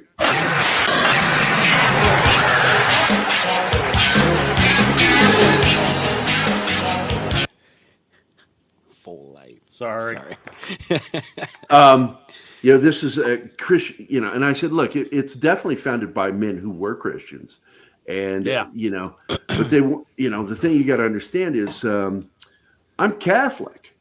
So, because I said this to one of my Baptist friends, I said, so when you say it's a Christian nation, what Christian is it? Because if you're going to tell me that I have to be dictated to by a Baptist, I'd rather not, thank you. Pentecostal for sure, no. Mormons, we'll pass on that. Yeah, Seventh-day Adventists, no. And even Jehovah's Witnesses, hell no. Oh, hell no. So, politics, what do you say? Politics make me itchy, yeah. I tell people all the time, look, as conservative as I am, I'm not stupid. I pay attention to the poor. I grew up poor. Yeah. I've lived more of my life as a poor man than I have as successful, and I've had successful years. So trust me, I know the plight of the poor man. And I got mad at one of my Republican friends. They said to me, because I was having medical problems, I didn't have insurance. And he's like, well, just go to the ER. And I said, first of all, you're talking to a guy that worked in an ER. And here's the job and rule of the ER. If they're not insured, get them the fuck out of there. They don't get to come back, and we're not going to treat them until they're dying. And the odds are you're going to die before they ever treat you. So don't use that as a backdoor for insurance. Yeah, I know I said backdoor. Fuck you guys. Backdoor for insurance or lacking insurance. Nope, it doesn't work that way. The ER doesn't work that way. And then I told the person, I said, did you not talk to your wife? She's an RN working in a hospital. She'll tell you that the job of every medical person in that hospital is to kick that person loose if they don't have money or insurance. Get them out of there. Tell them to come back when they're dying. And the odds are you won't know. Nobody knows when they're dying until they're dying. And then it's usually too late. So that shit doesn't work, And I'm not pro socialized medicine. Look, the VA is socialized medicine. It's what it is. It's a microcosm. And we can't get that to work. So how the hell are you going to make government medicine work at a higher level? It just doesn't. What you do is you create socialized medicine for smaller groups that are under a certain amount of money. Really, Matt? Really? You're going to go there? Funny. That was funny. Dude, what it makes you think of that everything, when it was Everything Everywhere All at Once, where there's that fight scene where the dude they blur out the dude's junk because he stuck something up his ass, and then the other dude. Oh my God, that scene is so insane. Yeah. They all got shit up their ass. Yeah, that was ridiculous. We have super chats. Cameron Vale, $5 super chat. Thank you. Cool way to spend some time on a day off. Thanks. It's what we do. Just hanging out. We're glad to entertain you. Do you not feel entertained? Hey, Martin, how Snorty. Okay. Zax is here. Good morning, Zax. How you doing? See, did I miss anybody? Joe is here. I say good morning. Cameron, say good morning to everybody. Good. Oh, Bush McFadden I missed. What's up, Boosh? So, let's see. You keep using the word. I don't think it means what you think it means. I say that all the time. I love that. He actually just used it correctly. So when he says the line, I'm like, wait a minute. No, he said it correctly. Keep on using that word. Inconceivable. It's inconceivable. It didn't kill him. You keep saying that word. I think you don't understand that word. You're using it incorrectly. And I'm like, no, you actually said it correctly that time. You're correcting at the wrong moment.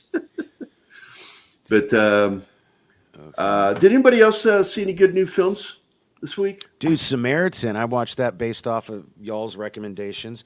Cece and I loved it. Oh my God. But I did when he flips that car to protect that little girl was one of my favorite moments. I called it super early on though that he was Samaritan. I was like, no, they're being intentionally obvious with it really was obvious. I caught that too. It's like because right off the bat I'm like, oh, he's clearly the bad guy that survived. I tell you what, out of guilt.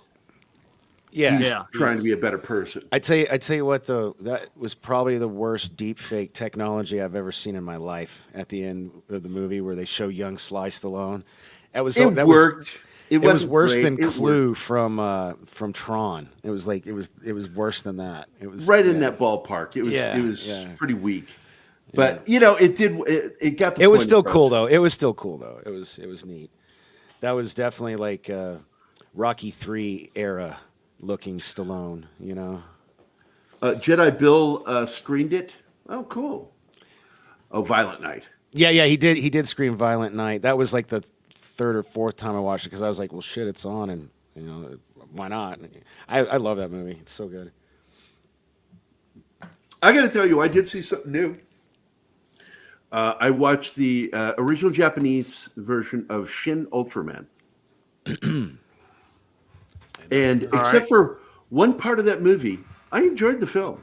I really did. I thought they did some really good nods. It's when the female becomes large and they do the whole beaver shot walking over and they're taking photos. I thought was stupid. I'm like, fuck. Well, I found her whole character extremely annoying. Very annoying character. You know, there are people now in Japan trying to introduce wokeism. And it clearly one of them it was involved with that film. Her character was clearly woke. And, and that's why her character doesn't work. Her character doesn't work in that show, in the film. But I still enjoyed the crap out of it. I loved watching Ultraman do his typical Ultraman stuff. The effects were really good. CG. Monsters were awesome. The kaiju were great. Oh, yeah. Anybody else see some new good films this holiday season? Not really. No, I watched old classics. Yeah, you know, like Cece had never seen Scrooged, so I watched that with her. That was cool. I watched that this week. Good film. Yeah, she. I think I already told you guys she had. This happened a few weeks ago. She had never seen Christmas Vacation, so I introduced her to that one this holiday season. She loved that. Yeah, I watched that last night with my family. Or yesterday afternoon. Yeah. Watched Die Hard, of course, Saturday morning before I left. Yeah, and I tell people all the time that Die Hard and Lethal Weapon are very connected on two levels. Well, three levels. They're holiday films. Two, of course, action adventure films, and executively produced by Silver. Both of them. And they have another connection because of Die Hard 2.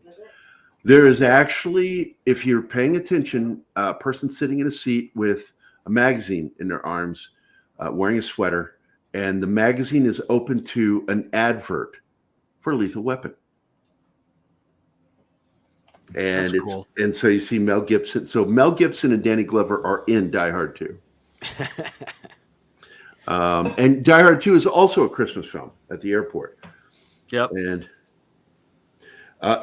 Scrooge is one of my friends. And I got to talk about Richard Donner. Richard Donner was a very subversive director, but at the same time, very good at his job. And he would give you absolute straightforward entertainment, but he would do borderline subliminal stuff in his films. And he would put posters in the backgrounds of his characters while they were moving around the set that said his political stance on things. Now, he didn't do it with Superman. Not that I've seen yet. I've looked around because there are posters in that movie. But he did it with Lethal Weapon. And Lethal Weapon is anti-apartheid. Lethal Weapon 2 is anti-gun. There are all these anti-gun things around the police station. But look at the posters. Pause when you police station scenes. And look at the posters you see. And it's Scrooged is all over the place, especially in the control room where the director sits. Look at those posters on the wall. My favorite poster in Scrooged is when he's meeting up with his brother at the beginning of the movie, and it says it looks like a definition. It says cross, a thing you nail people to, because his last name is Cross. That movie is so messed up. Yeah, and like I noticed, I was talking about it with Joe the other day. When he's going through his Christmas list with his secretary, like who to send a towel and who to send a VCR to, Colonel Tom Parker is one of the people on his list. He sends him a towel, which I thought was funny. Yeah, he's like, when he's sitting there talking to his assistant, he's like, sit up, and he's not sure. Shut up. And it's like he's such a cheap bastard. I love that. It's like most of these are towels. Now I'm going to tell you another favorite Christmas film of mine that I didn't add to my list this year, but will be on it next year, is Family Man with Nicolas Cage. When Zoe was kidnapped and I had to endure that shit, I watched two films every day. And it was Me, Myself, and Irene and Family Man, because they were the only thing that could lift my spirits when things were going wrong with my daughter being kidnapped. And they got me through. Those two movies, I believe, got me through that period. And so I really cling to them. And for some reason, Me, Myself, and Irene is really one of the funniest Farrelly Brothers movie I've ever seen. They were on it with that film. Did you watch the new the Santa Clauses on Disney Plus? The series?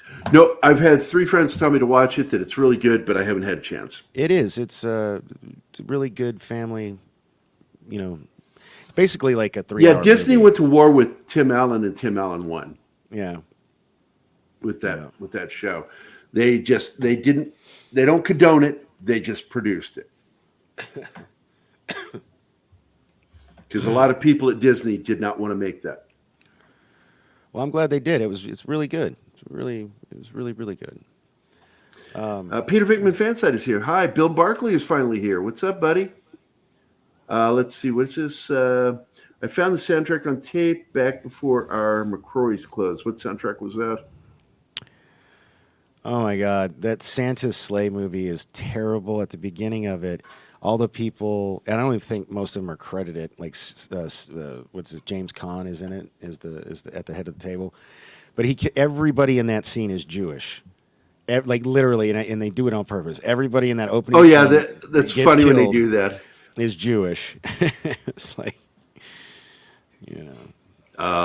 it's like it's amusing to me when you get a well-known and established Jewish actor to play Santa.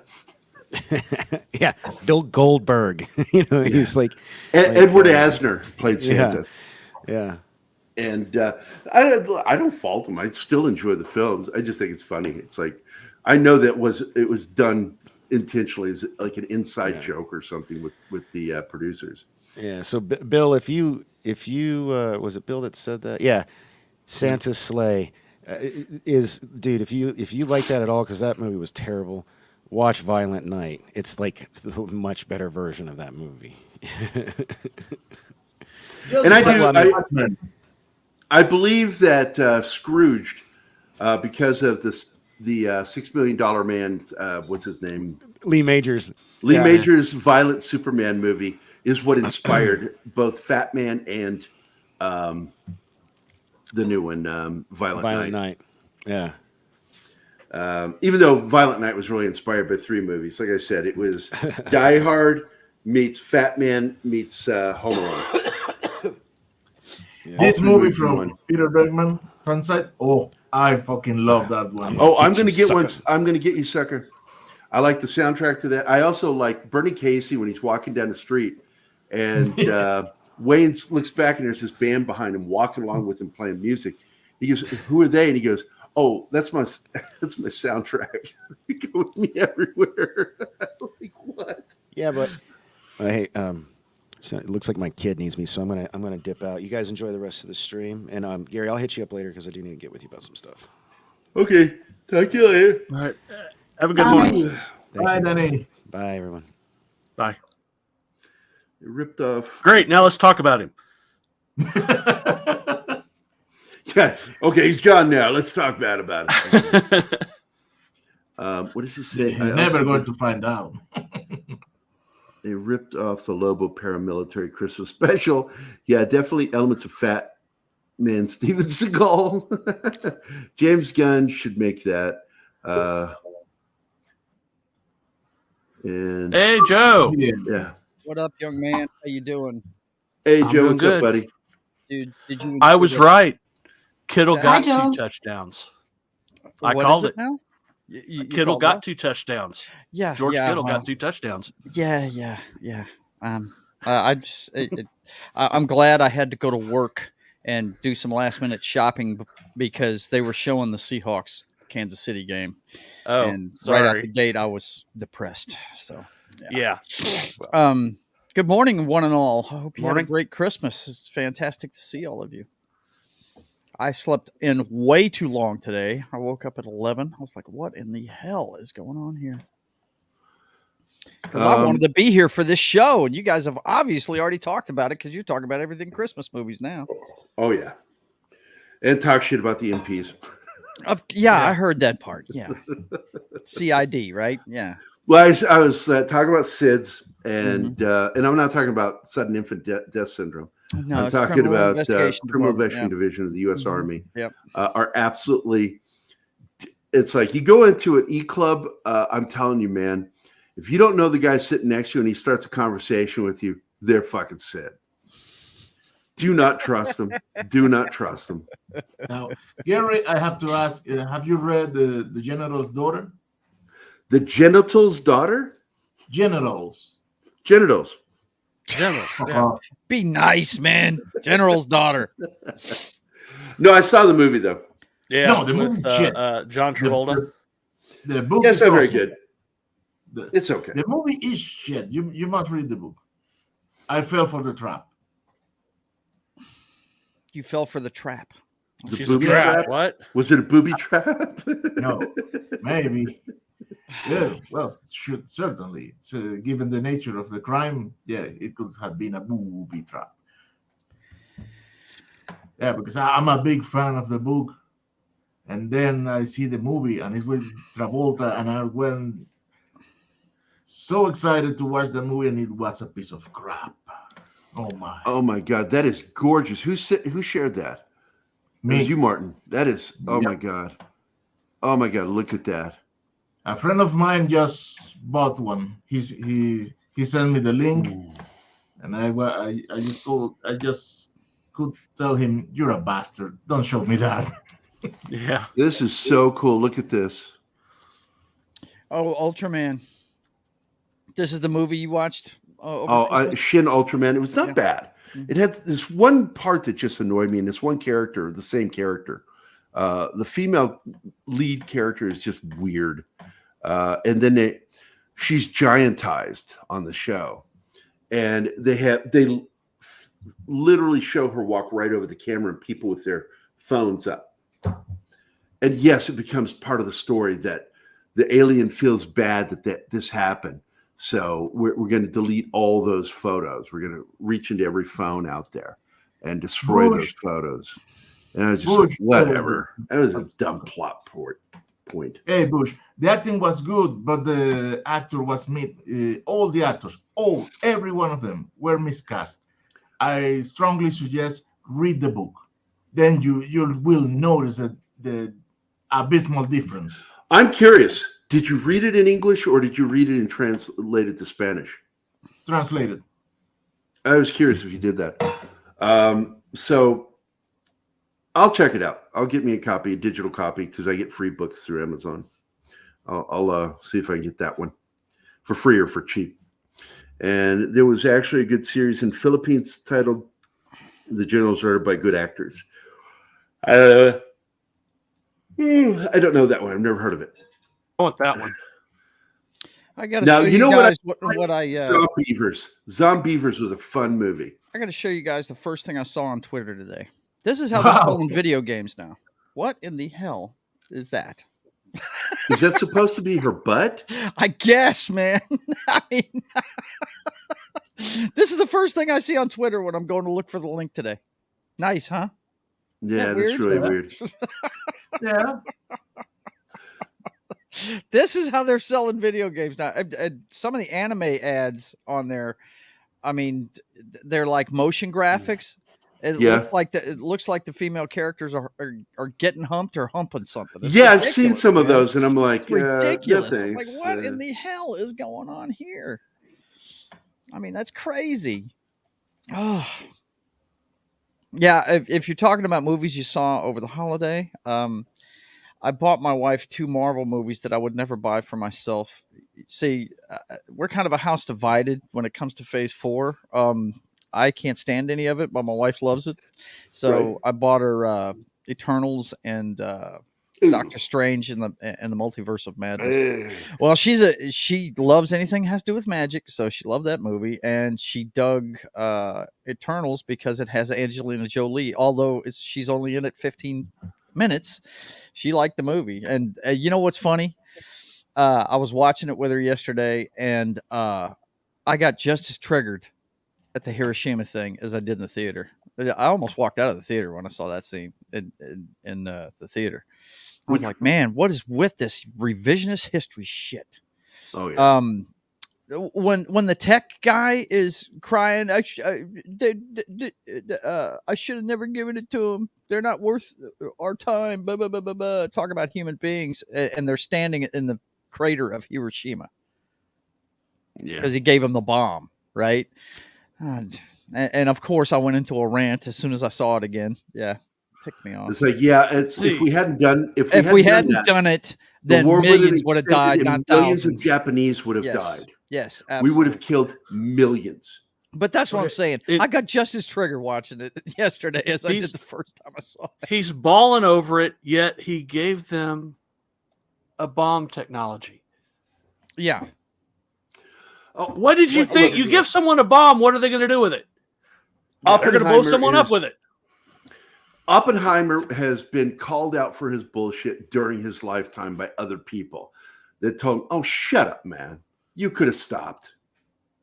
You could have stopped. You know, you had your, you know, we have become death." I'm looking forward to Nolan's movie, though. I'm looking forward to that. Yeah. I am. Oh, yeah. It looks good. John, please share that thing you had in Amazon.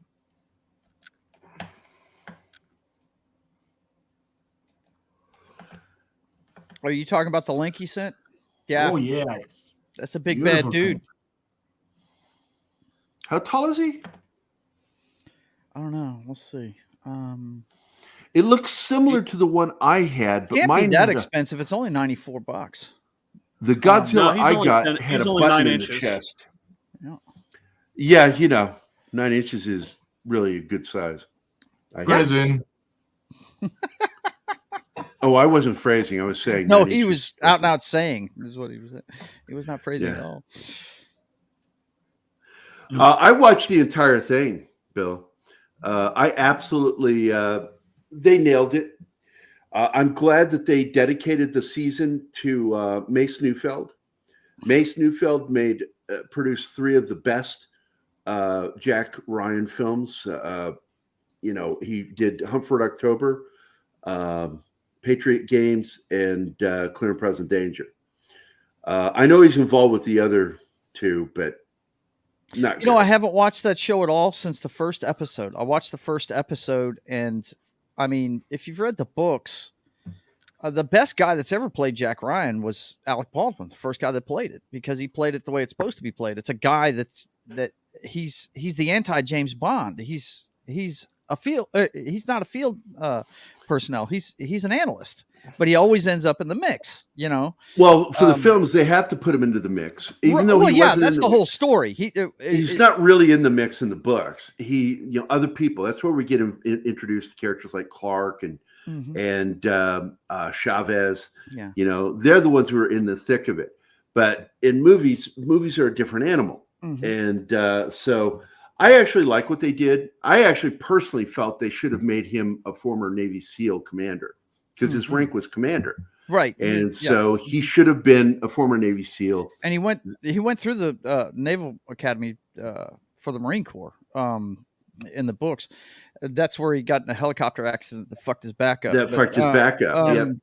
But you know, when I watch, but I don't mind him being combat effective, and he is combat effective. That's what I hear. My brother keeps trying to sell me on watching it again. He said, "Joe, you need to revisit it and watch it again."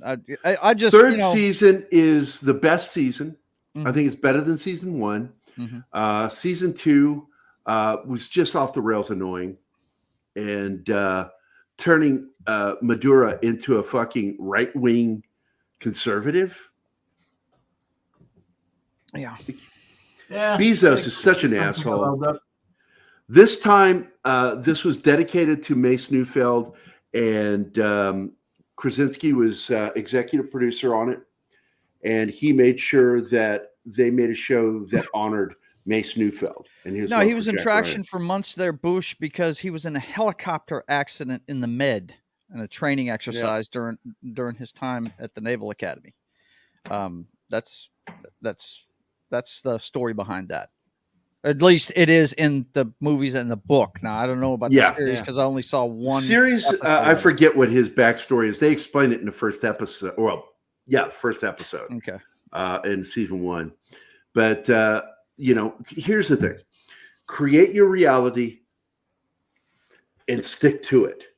Do not use real reality and then fuck it up. That's what season 2 was. They involved real politics, real countries, real situations, and then for political reasons, flipped it in order to make the female college professor a hero. And she was a socialist. And I'm like, whatever. Yeah, I'll have to check it out, though. My brother keeps trying to sell me on it. Now to hear you say it's good, season 3, I got a little tense at the beginning, like, oh, the Russians are going to be the bad guys. I just talked about this, that everybody is going for Putin and Russia right now. But in this one, it's actually sticks to some of the ideas behind both Tom Clancy as well as Clive Cussler would have these agents that were in countries. Like he did one with Japan, where they had these traditionalists, imperial traditionalists, that wanted to start a nuclear war, and they sent Hondas or something like that into the United States with nuclear material on them to set off nuclear bombs in the U.S. And it's really extremist Japanese. Great story if you've never read Clive Cussler's stuff, man. I loved his books. I'm sure it is. But Tom Clancy, dealt with that shit too. And so what you've got here is the Russians are not the bad guys. Certain Russians are. And it's very similar to what happens with Hunt for Red October. You've got a basic premise that there's an extremist group who want things to go back to what they were. Members of the former KGB, and I forget what they were called. There was another name for the group that became the KGB. And anyway, they want to start an incident, and they're trying to figure it out. It's not the smartest plot, but it's neat how they think they figure it out, and it's like, oh, wait a minute. There's another step beyond this. This is just part of it. Yeah. And Jack Ryan seems to be like trying to always play catch up, and he's wanted. Like so often in the Jack Ryan stories, you have a character who's in trouble if he doesn't clear his name kind of plot, the fugitive plot. And so they put that in there. There's a lot of Mace Newfield stuff in this, a lot. Okay. And it feels my like my favorite story he's ever done. Mace? No. Tom Clancy. Tom Clancy. They'd have to put in a miniseries for him, and Jack Ryan's mentioned in it, but he's on a aircraft carrier in the Atlantic, and that's thank you, Snortopus. That's it, Snortopus. Thank you. Yep. Hunt for Red October is my favorite book by him. He wanted to write a story about World War III, what it would look like with conventional weapons without nukes, and yeah, that's a great book. If you've never read that, I highly recommend it, man. But they'd have to do a mini series of it. It's too big. The scope of it's too big, and the plot that kicks that war off is pretty scary because it could happen, man. If you don't know this about Russia, folks, they are devoutly Christian, and they persecute any other religion that isn't Christian in that country. And in the book Red Storm Rising, some Muslim extremists in Russia blow up their biggest oil refinery just as winter's coming on, and they have an emergency meeting of the Security Council, and they calculate that they're going to lose almost half of their population due to freezing because of lack of heating oil. And so they devise a plot where they blow up a meeting of their own Politburo and blame it on the Germans. Okay, this takes place, guys, before the wall came down, when you still had East and West Germany, one a unified country, and it's still the USSR. And so they start a war in Europe just to take eyes off of what's going on when they invade the Middle East for the oil. It's a trip. That book is fantastic. If you guys haven't read any Clancy stuff, I highly recommend Hunt for Red October, his first book, the one that they hauled him into the White House over, wanting to know how he knew all the stuff about our Wait a second, because it came back to haunt him again. Yeah. Because in executive orders, executive order. When Jack Ryan is the last surviving person from the Japanese terrorist attack on the Capitol, where they flew a 747 into it, killing everybody. Yeah. He becomes president because of it. And right after 9/11, FBI was at his door again. Wow. Like, what did you know and how did you know it? I've never read that one. I did not know. Wow. Yeah, That's it's I've read all of them. Yeah, I haven't read all of them, but yeah. One of my I favorites enjoy is his Cardinal stuff. of the Cardinal of the Kremlin is really good too. Cardinal and the Kremlin. Straight Yeah. up espionage book. But I got to tell you, man, my favorite video games were the Clark and Chavez games, like the Lone Wolf one. I had those on PlayStation. The stealth games. My brother played Yeah, I them loved them. religiously. The whole Michael idea is to get Ironside's past. voice in that game? Yes, he was. Yeah. It was really good. Yeah. I enjoyed those games, man. It's not You- Rainbow Six. Is It's it? not so much killing. Ghost, or is it Ghost Recon? Or Ghost I think Recon. That's it. Ghost Yeah, Recon. Ghost Recon. Yep. And straight Tom Clancy, good stuff. Clark, Chavez, and you got to get past people. Yeah. See, I'm not into stealth games, or I'd have played it. My brother loves it. He thinks it's Initially, I was like, this is fun. You got to sneak around people, out sniper a sniper. You know. No, it really wasn't. But what he did was, again, Clive Cussler and he borrowed the same themes about old school Japanese wanting the empire back, and that's what that was all about. Less about religious fanaticism, because they were Shinto, of course, but the villains of the story were just imperialists that wanted to have their pride back. They wanted Japan to have its pride back. By the way, Because- John, I just got word. I'm sorry, Gary. I just want to let him know because it has something to do with his division in football. Nathaniel Hackett fired this morning as Denver Broncos head coach. Surprising. Yep. Just to let you know, part of the plot of this film clearly comes from Sum of All Fears. Yeah. Yeah. There were several plot points in this season that were nods to the films that Mace Neufeld produced. I think that the film was good. I just didn't like Ben Affleck as I like him as Batman. I don't like him as Jack Ryan. He's wrong. It's wrong casting. Well, Harrison Ford wasn't a good casting for that part either. They're good films. Don't get me wrong. Yeah, I enjoy exactly. them, but The casting's all wrong. They're not the books.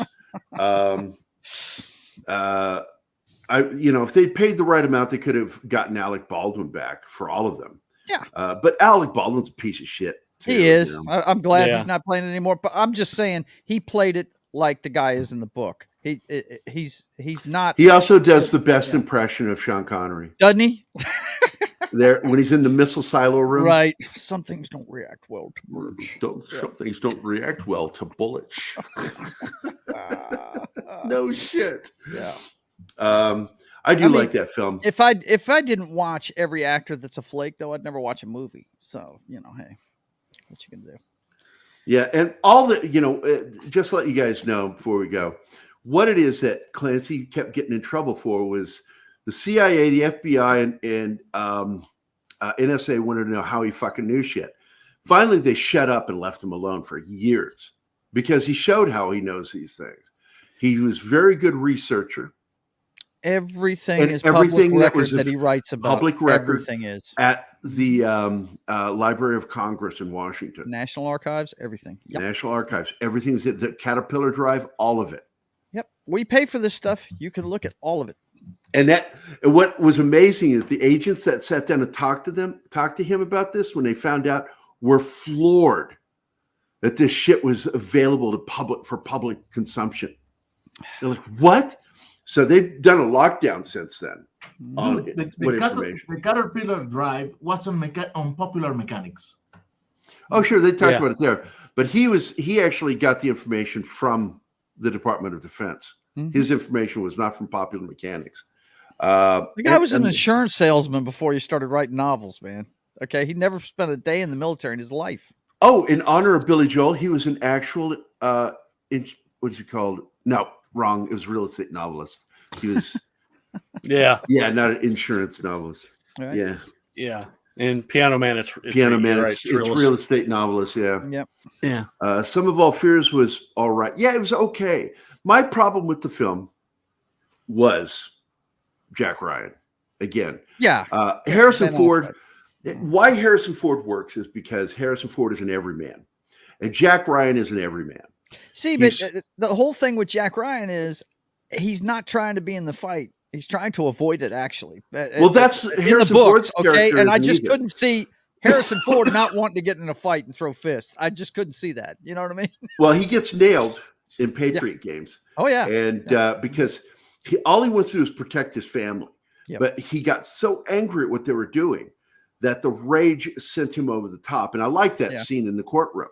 Yeah, I do too. Yeah. And so Ford does work for me. I think Alec would have done better, but Alec wanted too much money. And they said, for that money, we can have Harrison Ford. And Mace Newfield goes, oh, then get it. Yeah, get Harrison Ford. I like Clear and Present Danger too. I loved. I hate the jelly bean scene. I do too. It's stupid. It was a clear shot at Reagan, and it's like, come on, man. Clyde Cussler did it better. I'm having a senior moment. What's the Green Goblin's name? God, Harry Osborn. Yeah, no, the actor that played him in William Spider-Man Dafoe. movie. That's it. His character in that movie is great. I'm sorry.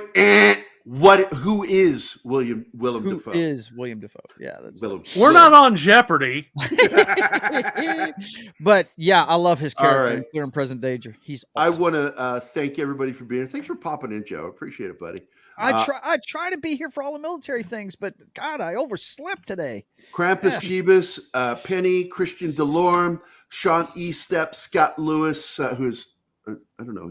I guess he's still in the back bedroom. Deleted Scenes, Snortopupus Cuber, Kingsport Cal, Mexican Iron Man, Cecilia, CC Rivera, Mr. Tickle Trunk, Kylock, Small Time Republic, Christopher Moonlight Production, Dragon Ruse, Cavatino Calverman Che, Boosh McFadden, Cameron Vale, let's see, Joe, of course, who's here, Zax, Peter Vinkman Fansite, Bill Barkley, and Cam's Crash Courses. Hi, good morning. Glad you guys all dropped by to say hi. Joe, thanks for being here. John, thanks for being here. Are you still here, Enema? Yes, I am. All right, she is still listening. And of course, Martine, thank you for being here. I will not give you credit for being the right side of my brain because you didn't do the music cue for me to let me know it's the end of the show. You son of a bitch. But thanks for being here, buddy. Thanks for handling the chat. Thank you all for watching the show today. And if you've not checked out Terminal List, go check it out. And I highly recommend season 3 of Jack Ryan. I think they did a fair job on it. It's I'll fun have to go back and watch the rest of it. Yeah. Greer just acts like Greer. No more getting into the religious crap with him into politics. It was just Greer being Greer. And this is the final season because I don't know if he's doing Marvel or what's going on with him, but Krasinski's done. But good show. Definitely go watch it if you get a chance. Season 3, not season 2. Don't bother with that one. Season 3, Jack Ryan, pretty good, pretty damn good. And of course, Terminal List, fantastic book series. Read the books; they're available on Amazon, and the series is also available on Amazon. I think they have a discount on the books too because it's of the series. So if you've got Prime, you might be able to get a discount. But anyway, I want everybody to have a great day. I hope everybody had a safe and prosperous Christmas. We got this week, we will be talking about, with Keith, the worst movies of 2022. We will be getting into it. So that might be TGIF. I don't know. I think we've got Kieran Bugg's going to appear this Friday for Geekosity because Mikey can't make it. And Kieran's one of my buddies. I love the guy. So he's going to be here from Geekosity to talk about some of the latest news and scoops, which one of the rumors, if you didn't hear, is that Henry Cavill was actually fired from The Witcher. They're saying that he was fired for toxic masculinity. Whatever. Yeah, so they're making stuff up post firing. Or And- and it's not a firing. He walked away from that. We all Yeah, know. I think so too. But They're here's trying to make him look bad. I have no doubt that he was toxic to them because they are fucking woke. Because he's a fan, and he's he a wanted fan. to see it done right. And fans are toxic. So, but my general thing is I know nothing. Nothing. there you go. That's my general feeling about everything. I want to thank you guys for being here and have a good day. Bye. Yes, there will be UFO Wednesday. Bye. Hey guys, thanks for watching Pop Culture Minefield. If you've enjoyed the show, please make sure to like, subscribe, and don't forget to click the bell icon for updates on our shows and channel. Also, please leave a comment, and we'd like to know what you thought of the episode, as well as letting us know if there's something you'd like us to cover in a future episode. Don't forget that you can become a member of Pop Culture Minefield now. Make sure to visit our membership page and merch store at popcultureminefield.com. You can always find Pop Culture Minefield on Twitter, Facebook, Instagram, YouTube, and Twitch.